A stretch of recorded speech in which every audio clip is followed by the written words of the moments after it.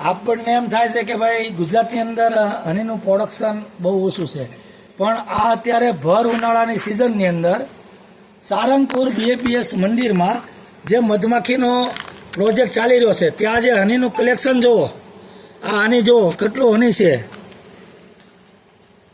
આ બાજુ જુઓ, આ જુઓ કેટલું હનીનું કલેક્શન છે.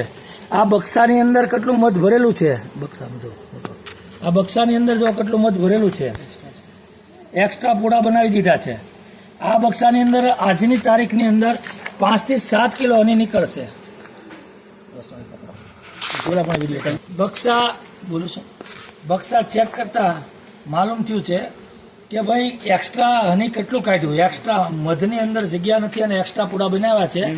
જે આપણે પૂડા જોવા લઈ લો હાથમાં.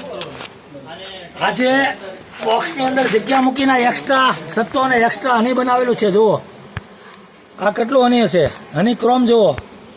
આ બક્સાની અંદર જુઓ, અમે બક્સું ચેન્જ કરું, આની અંદર જુઓ. આજે ખરેખર જોરદાર મધમાખી છે અહીંયા.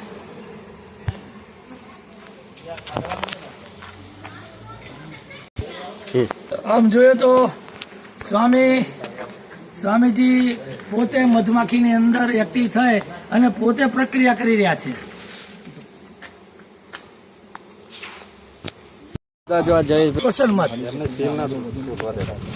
કાંઈ નહીં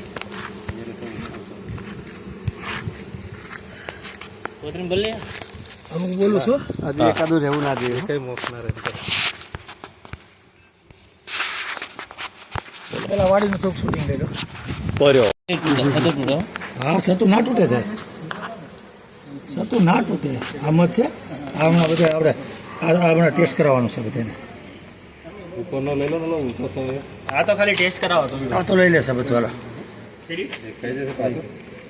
એક કામ કહું, વાહ એવું લાગે તો ડાઉન માં નહીં નહીં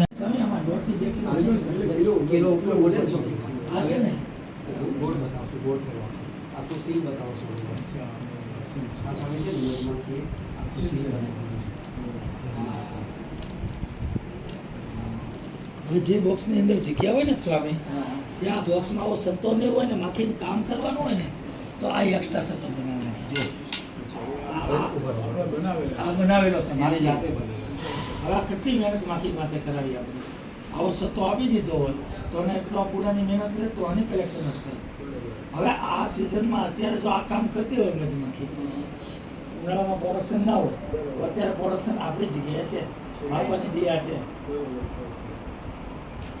આમાં છે ને કોઈ એક નથી, કોઈ વસ્તુ લાલવી નથી. આ પ્યોર વેજીટેરિયન.